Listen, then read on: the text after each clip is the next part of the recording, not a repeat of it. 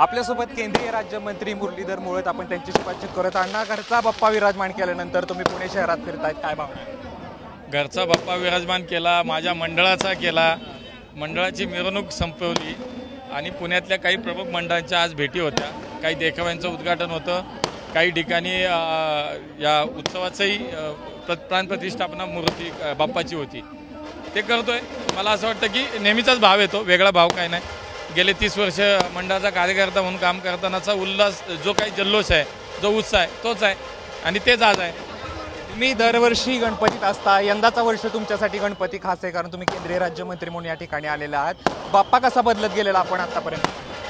नाही, मला असं वाटतं की मी काही झालो तर त्यांनी काय फरक पडत नसतो. बाप्पा तोच आहे, उत्सव तोच आहे आणि आमच्यातला कार्यकर्ता तोच आहे. त्यामुळे मला असं वाटतं की मी नेहमी म्हणतो की आम्ही शेवटी राजकीय माणसं जे काम करणं, राजकारणात कुठेही गेलो तरी कधी ना कधी माझी लागतो, पण गणेश उत्सव मंडळाचा कार्यकर्ता कधी माझी होत नाही. आमची भावना तीच आहे. त्यामुळे या उत्सवात त्याच भावनेतून आणि तेवढ्याच वेळ देऊन आणि सगळ्यांना काम आम्ही करतोय. मला असं वाटतं की पुण्याचा गणेश उत्सव हा एक वेगळा आहे, जगभरामध्ये त्याचं एक वेगळं नाव, 130 वर्षाची परंपरा आहे आणि म्हणून आम्हाला आमची जबाबदारीसुद्धा ही आहे की आमचा उत्सव हा असाच चांगला पुढच्या शेकडो वर्ष चालला पाहिजे. लोकसहभाग वाढला पाहिजे, लोकांनी याच्यामध्ये आलं पाहिजे, अत्यंत धार्मिक आणि मंगलमय वातावरणात झालं पाहिजे. ही आमची भूमिका आणि कार्यकर्ते आम्ही त्याच भूमिकेत काम करतो. अण्णा, 2-3 महिन्यावरती विधानसभा राहिलेल्या, त्या अनुषंगाने बाप्पाकडे काय मागणं मागता? बाप्पाकडं राजकारणासाठी काय मागायचं नसतं. बाप्पाकडं लोकहिताचं, जनसेवेचं आणि लोकांच्या भविष्याचं, लोकांचं रक्षणाचं मागायचं. शेवटी हा विघ्नहर्ता आहे.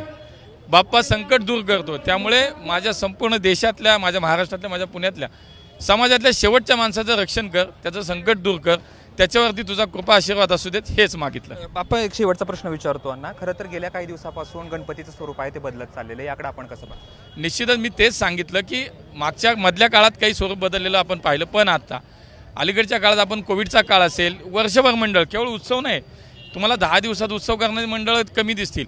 जास्त मंडळं ही अशी आहेत की वर्षभर काम करतात, अनेक सामाजिक विधायक कार्यक्रम करतात, विधायक काम करतात, एखादं दुष्काळग्रस्त गाव दत्तक घेतात, एखादा पूर आलेल्या ठिकाणी स्वतः मदत करतात. कोविडच्या काळामध्ये रस्त्यावरती उतरून पुण्यातला प्रत्येक गणेशोत्सव मंडळाचा कार्यकर्ता काम करत होता.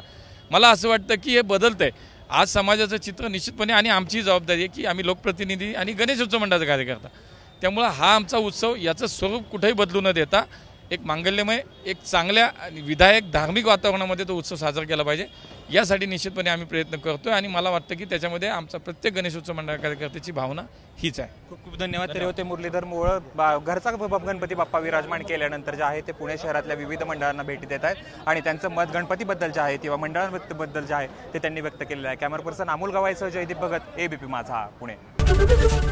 एबीपी माझा, उघडा डोळे बघा नीट.